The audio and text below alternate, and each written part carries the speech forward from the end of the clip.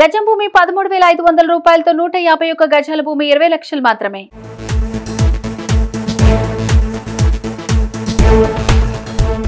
అత్త ఇందిరమ్మను గెలిపించిన మెదక్ ప్రజలు కోడలు సోనియమ్మను గెలిపిస్తారా?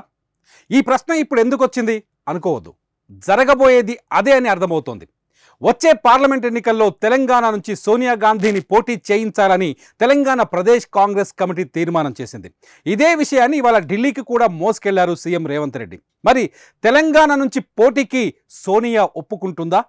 ఒప్పుకున్న మెదక్ ప్రజలు సోనియా గాంధీని గెలిపిస్తారా? ఇది చాలా ఇంట్రెస్టింగ్గా మారింది. అధికారం దక్కడంతో కథ ముగిసిపోలేదు.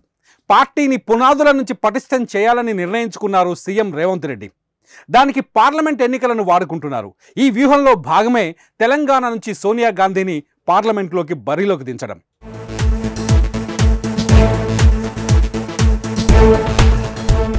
అధికారం దక్కడంతోనే కథ ముగిసిపోలేదు. పార్టీని పునాదుల నుంచి పటిష్టం చేయాలని నిర్ణయించుకున్నారు సీఎం రేవంత్ రెడ్డి.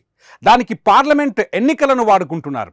ఆ వ్యూహంలో భాగమే తెలంగాణ నుంచి సోనియా గాంధీని పార్లమెంటు బరిలోకి దించటం. తెలంగాణ ఇచ్చిన ఘనత సోనియా గాంధీది. తెలంగాణ తల్లి సోనియా గాంధీ అని ఇక్కడి ప్రజలకు ప్రత్యేక కృతజ్ఞత కూడా ఉంది.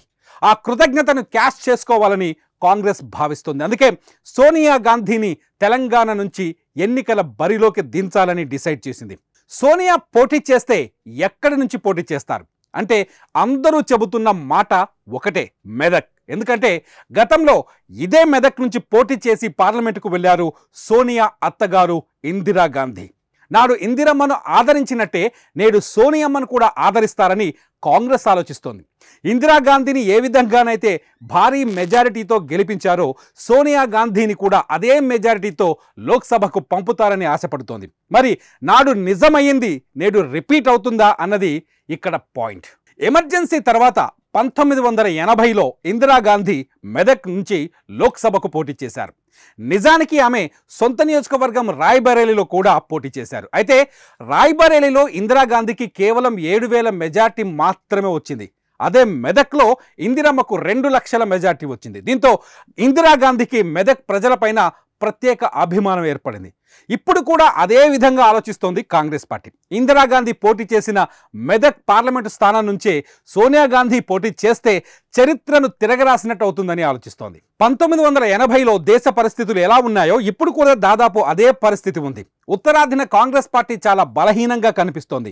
దక్షిణ భారతదేశానికి వస్తే కాంగ్రెస్ బలంగా కనిపిస్తోంది.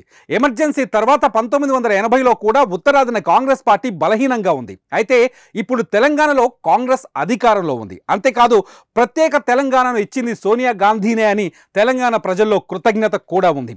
ఈ పాజిటివ్ పాయింట్స్ అన్నీ మెదక్లో సోనియా గాంధీకి కలిసి వస్తాయని తెలంగాణ కాంగ్రెస్ ఆలోచిస్తోంది. దీనికి తోడు తెలంగాణను 9 ఏళ్లు పాలించిన బీఆర్ఎస్ బలంగా ఉన్నది కూడా మెదక్ జిల్లాలోనే.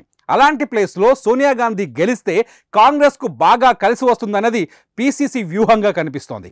నిజానికి అసెంబ్లీ ఎన్నికల్లో మెదక్ పార్లమెంటు పరిధి బీఆర్ఎస్కు కంచుకోటగా కనిపించింది. ఇక్కడున్న 7 అసెంబ్లీ స్థానాల్లో 6 స్థానాలు బీఆర్ఎస్ గెలుచుకుంది.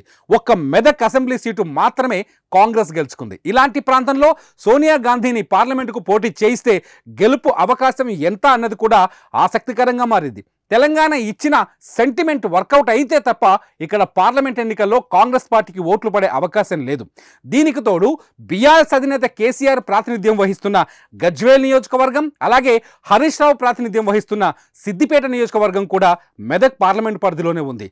దీంతో మెదక్లో సోనియా పోటీ టఫ్గానే కనిపిస్తోంది. గాంధీ కుటుంబం నుంచి తెలంగాణలో ఎవరో ఒకరు పార్లమెంటుకు పోటీ చేస్తారని మొదటి నుంచి చర్చ జరుగుతోంది.